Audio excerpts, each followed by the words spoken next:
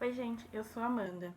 Me diz aí, o que você sabe sobre maquiagem? Oi, gente, eu sou a Bia e no vídeo de hoje vamos falar sobre maquiagem.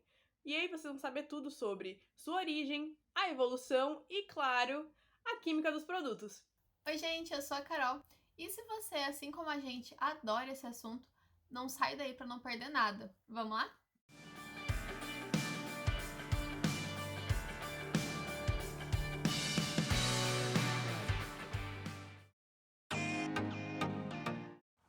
A maquiagem é a prática de decorar a pele e outras partes do corpo para destacá-lo. Também pode ser definida como qualquer produto usado para decorar ou corrigir características faciais e corporais de uma pessoa. E ela pode ser feita com vários elementos com funções específicas para cada parte do corpo, e é nomeada em honra de Vênus, a deusa romana do amor. Bom, os mais antigos indícios aí, pelos arqueólogos, datam no Antigo Egito por volta de 3000 a.C. e a civilização ela considera uma arte. E a maquiagem se originou do col. Esse e outros produtos da maquiagem também foram desenvolvidos milênios depois na Europa. Tanto na Grécia como na Roma Antiga, onde se embelezavam não somente as mulheres, mas igualmente os homens, após a queda do Império Romano, o uso desses produtos foi praticamente abandonado na maior parte do continente europeu. Durante toda a Idade Média, o pensamento religioso falou mais alto que a vaidade, e a maquiagem só voltou com força a partir do século XV, quando a Itália e a França se tornaram os principais fabricantes dos produtos de beleza. E nessa época, o uso de maquiagem era privilégio de reis, cortesãos e aristocratas, que apreciavam principalmente o pó de arroz e pomadas coloridas, que serviam para pintar os lábios. Foi no século XVIII que esses produtos começaram a se popularizar, mesmo eles não sendo bem aceitos por todos os países. Na Inglaterra, por exemplo, mulheres mais conservadoras evitavam o uso da maquiagem. Isso porque elas achavam vulgar e associavam a práticas pouco respeitáveis. Esse preconceito inglês também era dividido pelos americanos, e foi somente no início da década de 1920 que a maquiagem se tornou o que é hoje, uma mania mundial. A sombra é a maquiagem mais antiga e era usada pelos egípcios milênios antes de Cristo. Fragmentos desse pó escuro, uma mistura de mineral malaquita com carvão e cinzas que servia para realçar os olhos, foram encontrados em vasos nas tumbas de Menes, o faraó da primeira dinastia egípcia, de cerca de 3.000 anos antes de Cristo. O blush surgiu na Grécia Antiga, segundo relatos do dramaturgo Aristófanes. Em Atenas, do século V a.C., as mulheres já utilizavam matérias-primas como a gordura e tinta vermelha para produzir esse tipo de efeito corado na pele, e a tinta era obtida de raízes vegetais. Também na Roma Antiga, as mulheres misturavam papa de cevada, chifre de veado moído, mel e salitre para produzir pastas à base de gordura, que eram aplicados nos lábios, como uma espécie de batom primitivo. Mas nessa época, eram utilizados mais para proteger contra ressecamentos do que para embelezá-los. Agora vamos falar sobre a evolução da maquiagem. De acordo com pesquisas, uma das primeiras sociedades a usar maquiagem de fato foi a egípcia. No egípcio antigo, era comum entre as mulheres usar um pigmento chamado ocre vermelho, que seria o blush da época. Ele era usado nas maçãs do rosto e nos lábios. E um pouco mais adiante no tempo, lá na Grécia Antiga, o visual era mais natural. Na época, as mulheres se contentavam com muito menos maquiagem se comparado com o Antigo Egito. No máximo, elas usavam um blush para os lábios e para as maçãs do rosto, e uma espécie de sombra para os olhos e sobrancelhas e pó facial. Já no século XVI, as maquiagens começaram a ficar mais pesadas e o uso de pó facial, junto com blush, eram usados de forma muito exagerada, como é possível ver na imagem da rainha Elizabeth I. No século XVIII, a maquiagem era um sinônimo de status e ficou conhecida pelo exagero de rubor nas bochechas, principalmente pela aristocracia de Versalhes. A extravagância do blush distinguia as classes mais ricas das classes médias. E um de seus ícones era a Madame de Pompadour, a amante de longa data do rei Luís XV, que ficou conhecida por usar um blush bem marcante, e essa marca acabou caindo no gosto popular, dando um nome para uma cor que a gente conhece muito bem, que é o rosa pompadour. Na era vitoriana, no final do século XIX, a maquiagem voltou a ser vista como algo vulgar. Mas apesar disso, as mulheres desenvolveram algumas táticas para ficar com o rosto um pouco mais rosado. Elas mordiam os lábios para dar uma cor e até beliscavam as bochechas para ter um tom mais avermelhado. No final do século XIX e início do século XX, o rumo da maquiagem mudou completamente.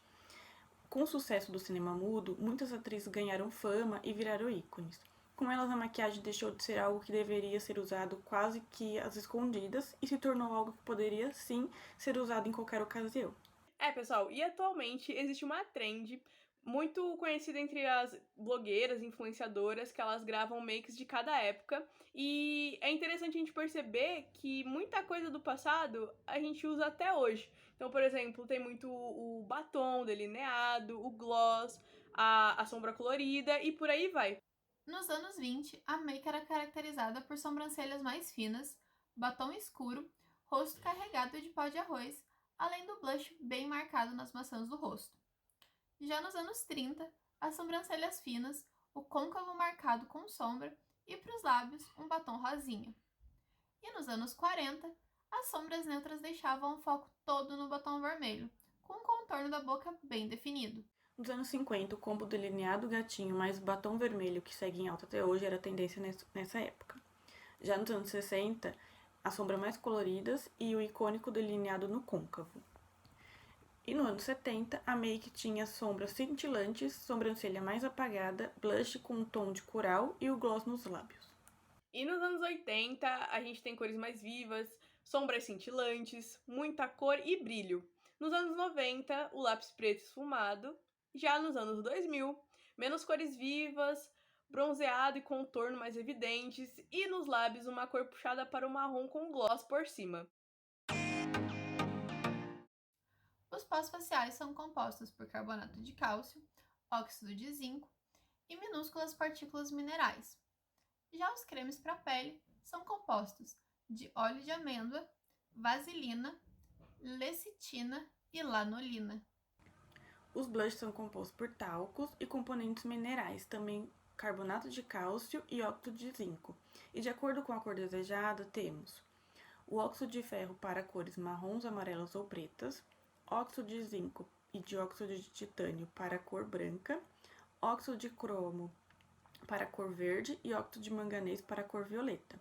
E essas cores ocorrem devido aos óxidos serem pigmentos inorgânicos e as cores estarem relacionadas ao tipo de íon metálico ou cátion presente. Os batons são compostos por álcool cetílico, C16H33OH, óleo de gergelim, cera de abelha, corantes e pigmentos à base de bromo. E alguns ácidos também, conservantes, antioxidantes, alcatrão de carvão, carmim, fragrâncias e chumbo.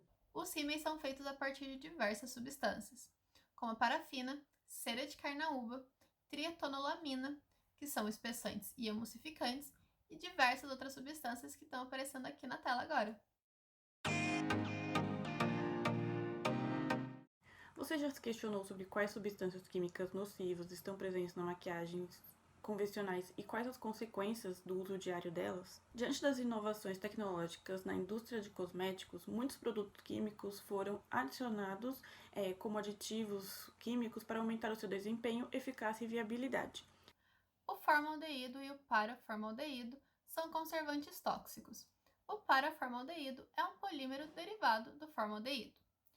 O formaldeído possui características moleculares que resultam em um agente de alto risco potencial para o câncer e também causam dermatite alérgica de contato, que é a segunda maior causa de dermatite alérgica causada por cosméticos. Bom, e a gente também tem que falar da diazolidinilureia. Ela trata-se de um aditivo usado desde 1982 na fábrica de produtos para cuidados pessoais, como produtos infantis, maquiagens para olhos e rosto, produtos de cuidados de beleza, assim como a pele, o cabelo e as unhas. E a exposição desse composto é capaz de causar dermatite alérgica de contato, além de ser caracterizada como um agente mutagênico e carcinogênico, pois ele é capaz de liberar formaldeído. Imidazolidinilureia é um conservante usado em produtos cosméticos que também tem propriedade de liberar formaldeído como consequência de sua degradação, assim como a diazolidinilureia. E sobre substâncias perigosas, a gente tem um grupo utilizado na fabricação de cosméticos que é o grupo dos metais pesados tóxicos. E entre eles a gente tem o mercúrio, o cádmio, o arsênio. E também, às vezes, pode-se considerar aí o alumínio como um metal leve. Esses elementos eles podem se acumular na pele e órgãos internos, causando efeitos tóxicos que podem ser classificados em tópicos, principalmente dermatite de contato e sistêmico, que é a dermatite alérgica sistêmica. Alguns metais servem como substâncias pigmentadas, assim como é o caso do cromo, muito utilizado para blushes e sombras. Já os cosméticos que têm um tom vermelho são comumente contaminados de arsênio, mercúrio e chumbo. Os parabenos são os ésteres do ácido para-hidroxibenzoico, com substituinte alquil variando dos grupos metil a butil ou benzil. Os parabenos também são grupos de substância para fim de preservação. Alguns exemplos desses aditivos químicos são metilparabeno, etilparabeno, propilparabeno, butilparabeno e o benzilparabeno. Seu uso também está associado à ação antimicrobiana e é amplamente usado na indústria de cosméticos, pois apresenta um baixo custo na implementação da produção. O metilparabeno e o propilparabeno são os mais comuns utilizados e frequentemente presentes em produtos de cosméticos. E aí, vocês curtiram o vídeo? Claro, né? Como já é de costume, não esquece de deixar seu like, nos seguir nas nossas redes sociais. Comenta aqui também o que vocês acharam, vocês usam bastante maquiagem.